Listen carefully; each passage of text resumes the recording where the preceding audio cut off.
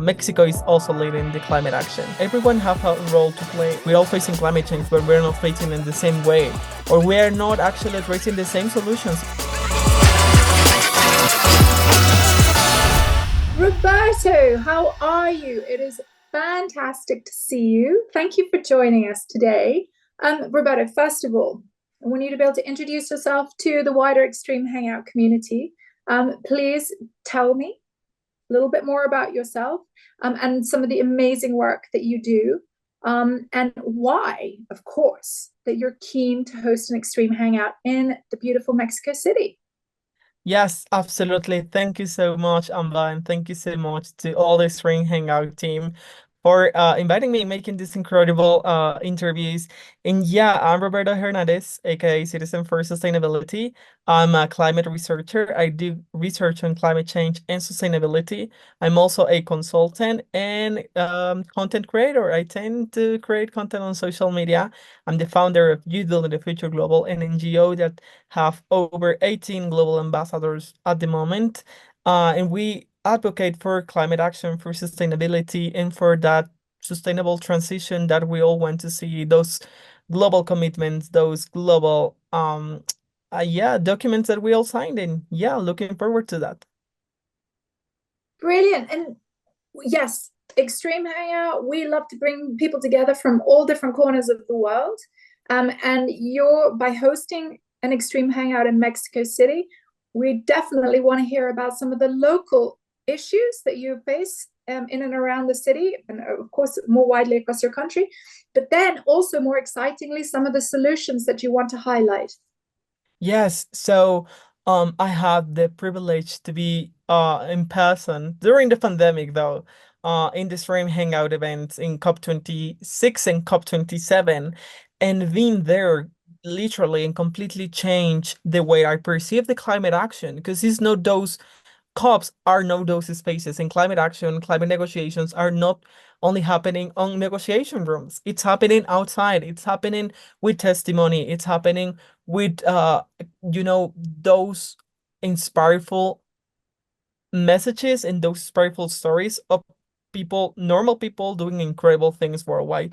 So I think that's what Extreme Hangout resonates with me, because there's a lot of action and climate action happening not only in Mexico but in Latin America, and we are also facing a lot of the climate effects. Mexico is really one of the most vulnerable countries because we're not only surrounded by two coasts and our biggest commercial network, biggest commercial partner is the United States, being part of Yep. North America, but also a lot of challenges with the inequality gap. You know, what's the main topic to reduce within the coming years and make sure that people have that recognition on basic human rights, and how we are going to do that, how we're going to resonate it and take that momentum of all what's happening, this cultural exchange, migration, and interactions that's happening specifically in Mexico.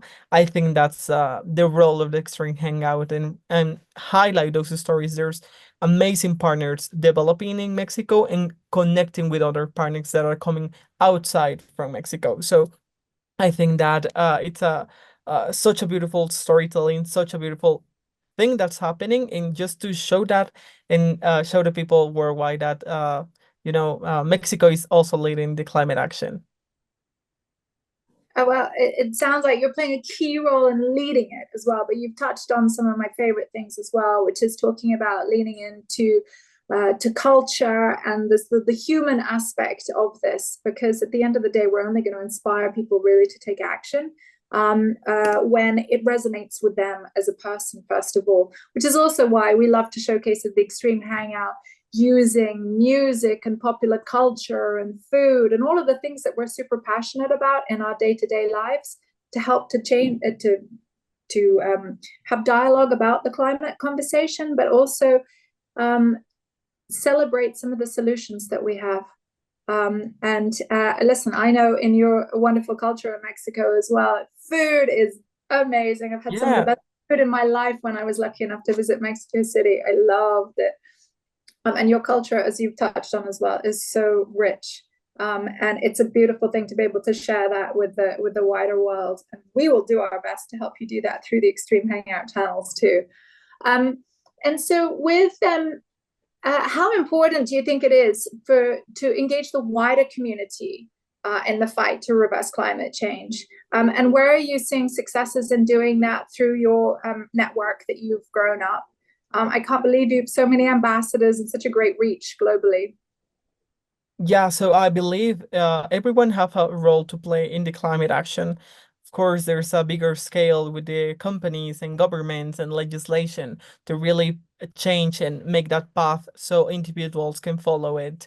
But yeah, as you said, that cultural and social integration is so important, and that's what I received when I was there in the Extreme Hangout, what I vividly experience and what we're trying to also share it here in Mexico, that those amazing meals like mole or like traditional plants and traditional medicine is being affected globally, and it's in danger now. And how do we involve those indigenous communities? How do we highlight them and empower them so they can lead and fight for those resources while we're fighting along them, respecting their own fight along other cultural fights as racism, classism, etc. So I think that's one of the beautiful points and opportunities that we can develop here, and that's why that quote is the sustainable development quote is so important, that to leave no one behind is not just oh come on, join the conversation, but it's not just about joining, it's really to contemplating, integrating them, and knowing what are their needs, how can we really equal and empower those little fights, because there's so many fights that were not contemplated into climate action, but I think that perception is changing. Or historic science preservation, for example, that's another problem that we're facing on climate change. Migration due to global south, a lot of migration from Latin America, but not to see it as a problem, but to see it as an opportunity to integrate all that culture and to integrate all those point of view and join forces. I think that's the beauty of what's happening and the opportunity that climate change leads to every one of us, and that's our responsibility and commitment to highlight it. And as you said, not as a speech, not as something that's boring or that no, it's not connecting with people, but to show through music, through food, through culture, through testimony, how powerful and how we can all work together to take climate action. Yeah. Definitely. And you know what? Literally just standing here and talking to you as well, I can think of just two stories that I've heard of in the last few weeks about amazing climate action being taken in Mexico. One is to do, I think it's up is it the region of Chihuahua? Yeah. um, where there is a reintroduction program for bison and huge amounts of land which are being sort of returned to nature, turned into national parks. Really excited that I was listening to, I think it was Ben Goldsmith's podcast, Rewilding the Earth. So there was a beautiful story on that. So that was giving me one reason to celebrate what's happening in Mexico. And the other as well is with regards to ocean preservation.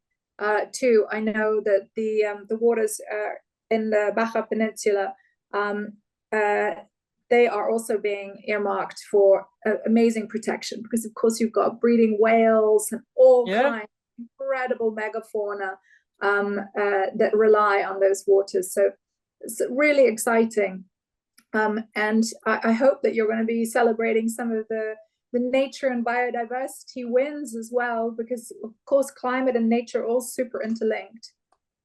Yeah, and I think that's a challenge, and I think you can share that also, and you definitely have experienced it, to integrate a vision of climate action just in one space and try to contemplate all those stories and narratives that are so powerful. I think it's really contemplated, and it's a challenge, but it's a challenge that we accept and take gladly, because as you mentioned, there's so many climate action from the private sector, from the public sector, small subnational reports, some national countries, state, municipalities taking climate action, and to resonate that and empower them is also so important. But also on the private sector, companies, for example, Patagonia is doing amazing things here in Mexico.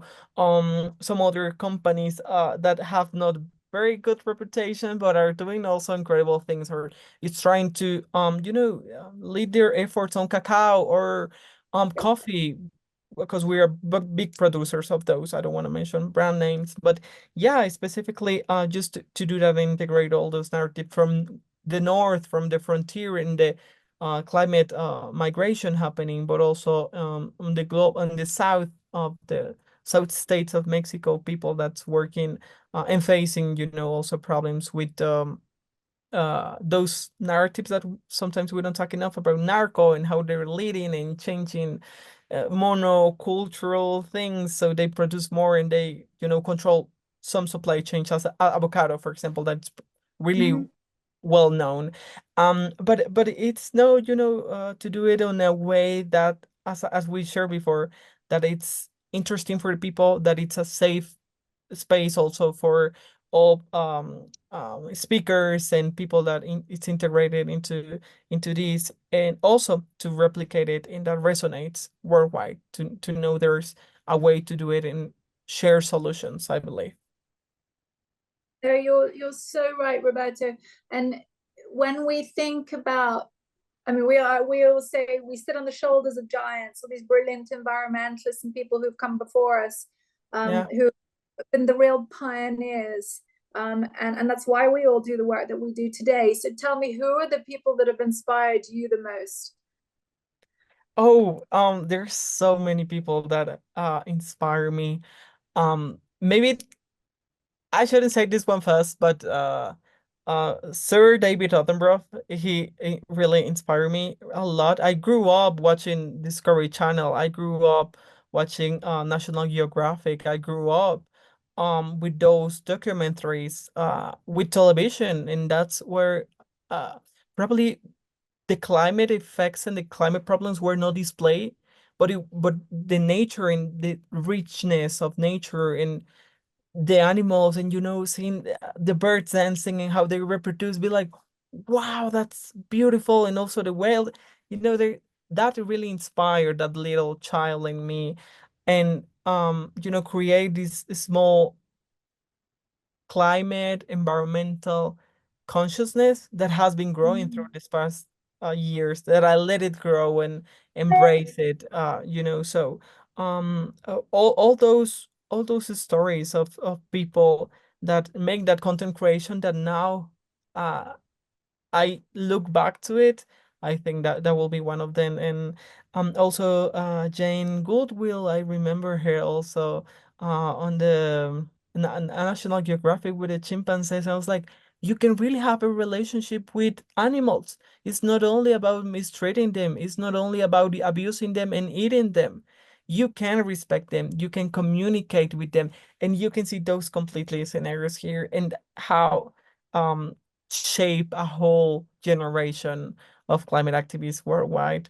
And but right now, my colleagues, my partners, which I met in person in COP26 in Extreme Hangout, Anita Soina, Elena Wallinga from Ecuador, Shia Bastida also from Mexico, and that integration, those uh fearless courage, with people with courage, teens with courage, and young people with courage that are fighting and are embracing these climate fights from one direction, and I believe completely that we all together create this three of action, of climate action, because we are all fighting individual fights, but at the end it's a collective fight. So yeah, I won't have time enough to mention them all, but mostly are um female from the global south, and all people that, as you said, lead the way, and now we rest on their shoulders. That's such a beautiful answer. And I'm often very sad that it has taken young people literally marching on the streets to galvanize and mobilize so many people in our older generations to truly understand the importance of it. But I absolutely have a similarity with you in the fact that I stand here today doing the work that I do also because of my profound love of nature. Very much the documentaries, the stories from David Yeah. Attenborough, from Jane Goodall, and many, many more. but also being lucky enough to experience some of that. I mean, I had parents who made sure I was outdoors as much as possible. And it's amazing. As a child, you have such curiosity, and you can follow the ants on their little trail and marvel at them carrying what for them must be huge things. And for us, a little tiny bit of leaf or whatever it is, but it's 5 times the size of them. It was all of those things. And it's important to, I love the word awe. You know, when you're in awe of something and it just makes you feel like your mind is blown completely. And actually, it's a word that we now use in the overall business at Extreme as well. And we use the letters for action and wellness and environment, because they are very much the 3 pillars that we are trying to mobilize ourselves around increasingly. So yeah, it was really great the way all of that ties in together. So then I was going to ask you as well. Well, actually, no, I think you've answered it really, about why you like the Extreme Hangout so much. And I'm so honored that you do.